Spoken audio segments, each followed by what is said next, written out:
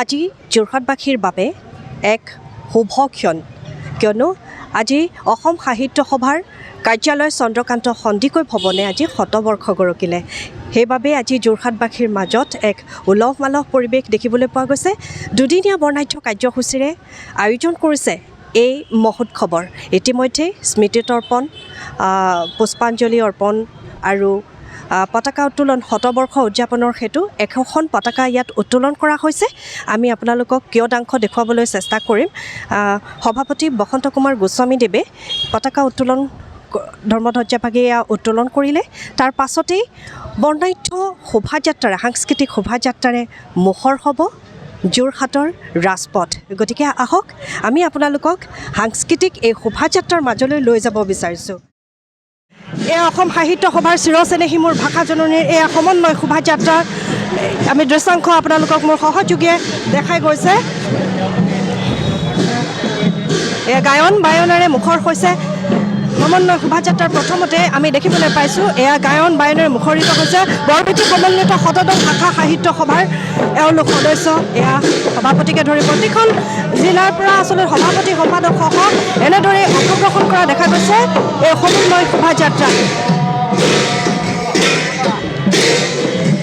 আমি আপোনালোকক আজি যোৰহাটবাসী যোৰহাটৰ ৰাজপথ আজি উখল মাখল হৈ পৰিছে, শতবৰ্ষ উদযাপন কৰিছে। যিহেতু আজি এই অনুষ্ঠান বৰ্ণাঢ্য কাৰ্যসূচীৰে আয়োজন কৰিছে, আমি আপোনালোকক এই দৃশ্যসমূহ দেখুৱাই গৈছোঁ। খুব সুন্দৰকৈ তেওঁলোকে এয়া সমন্বয় শোভাযাত্ৰাত অংশগ্ৰহণ কৰা পৰিলক্ষিত হৈছে। বিভিন্ন প্ৰান্তৰ পৰা সকলো প্ৰতিনিধিসকল আহি ইয়াত অংশগ্ৰহণ কৰিছে।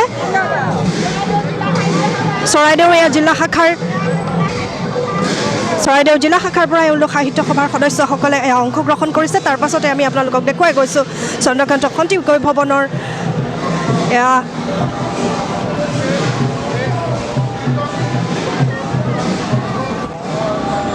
জনগোষ্ঠী সাহিত্য সভাৰ সভাপতিসকল এনেদৰে আপোনালোকে দেখা পাইছে এই সমন্বয় শোভাযাত্ৰাত অংশগ্ৰহণ কৰিছে। বৰ অসম, যি আমাৰ বৰ অসম, আমাৰ ভাষা সংস্কৃতিক জীয়াই ৰাখিব লাগে, সেই উদ্দেশ্যৰে এনেদৰে অসম সাহিত্য সভা জিলিকি থাকিব লাগিব, বৰ অসমখন আমাৰ সুন্দৰ হৈ থাকিব লাগিব। এনেদৰে আমি দেখিছোঁ আমাৰ মাজত আছে জ্যোতিৰেখা বাইদেউ, আমি তেওঁৰ পৰা কিছু অসম সাহিত্য সভা অসমৰ সকলো থলুৱা ভাষাৰ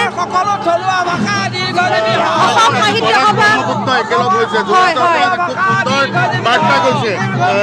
দুখন নদীৰ আজি সমন্বয়, বৰাক আৰু ব্ৰহ্মপুত্ৰ সকলো জনগোষ্ঠীয় সাহিত্য সভাৰ লোকৰ আজি পূৰ্ণ সমন্বয়।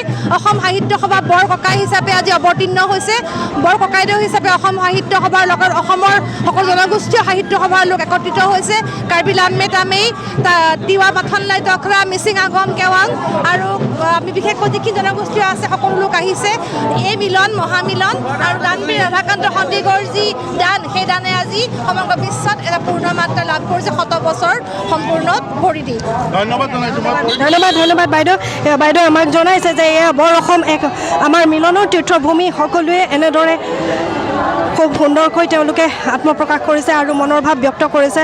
এনেদৰে উলহ মালহেৰে এই শোভাযাত্ৰাত অংশগ্ৰহণ কৰা পৰিলক্ষিত হৈছে বিয়া নামেৰে মুখৰ হৈছে এই সমন্বয় শোভাযাত্ৰা আমাৰ কৃষ্টি সংস্কৃতি জীয়াই ৰাখি উৰুলি ধ্বনিৰে এয়া ধ্বনিত হৈছে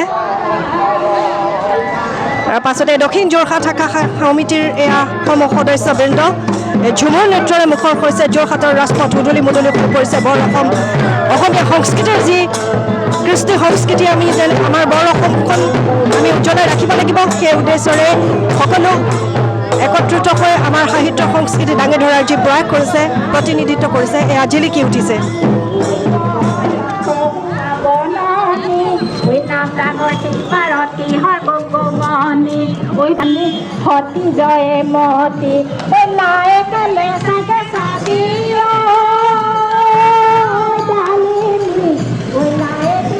প্ৰতিনিধিসকল আপোনালোকক এয়া সহযোগীয়ে দেখাই আছে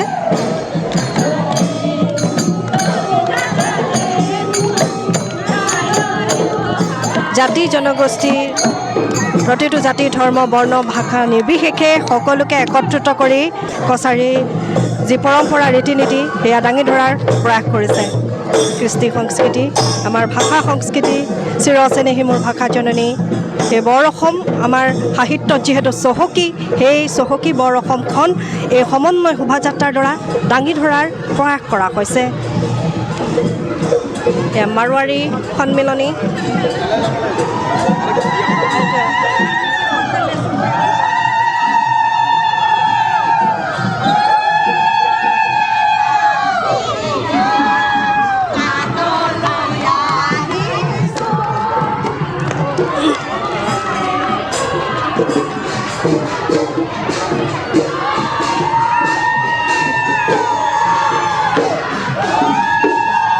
এয়া বৰপেটা শাখা সাহিত্য সভাৰ দৃশ্য